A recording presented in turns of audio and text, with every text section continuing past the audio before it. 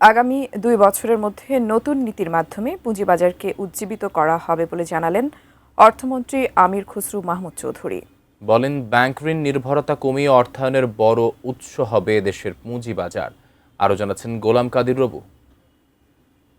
সংকট মোকাবেলা আর ভঙ্গুর অর্থনীতিকে চাঙ্গা করতেই বড় আকারের বাজেট দিতে হয়েছে সরকারকে, কিন্তু কম রাজস্ব আয়ের বাস্তবতা আর দক্ষতার অভাব, এই দুই কারণে 9,38,000 কোটি টাকার এই বাজেট বাস্তবায়ন নিয়েই উঠেছে বড় প্রশ্ন। এমন পরিস্থিতিতে বৃহস্পতিবার দুপুরে রাজধানীর ডিপ্লোমা ইঞ্জিনিয়ার্স ইনস্টিটিউশনে বাংলাদেশ অর্থনীতি সমিতি আয়োজন করে বাজেট আলোচনা, যেখানে অংশ নিয়ে অর্থনীতি বিশ্লেষকরা জানান প্রস্তাবিত বাজেটটি বড়। সেক্ষেত্রে তুলে ধরলেন এর বাস্তবায়ন চ্যালেঞ্জ।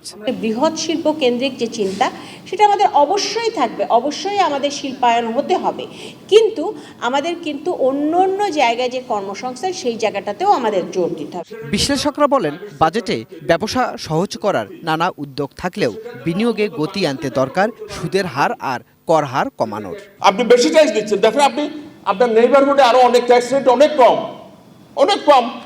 বহুত কর্পোরেট ইনকাম ট্যাক্স বলেন, ভ্যালু অ্যাডেড ট্যাক্স বলেন, বড় বড় কোম্পানিগুলোর উপর যে ট্যাক্স ধরা হচ্ছে সেগুলো কম্পেয়ার করে দেখেন, in you neighbour other countries must lower.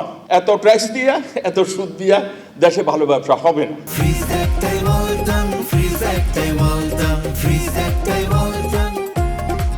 Budget ঘাটতির অর্থায়ন নিয়ে অর্থমন্ত্রী নিজেও চিন্তিত, এমনটা জানিয়ে অর্থমন্ত্রী তুলে ধরলেন সরকারের অর্থায়ন কাঠামো পরিবর্তনের কথা, যেখানে তিনি ভরসা রাখতে চান পুঁজিবাজারে। আর্কিটেকচারটা আমাকে নতুনভাবে অ্যাড্রেস করতে হচ্ছে। So we are looking at other options now.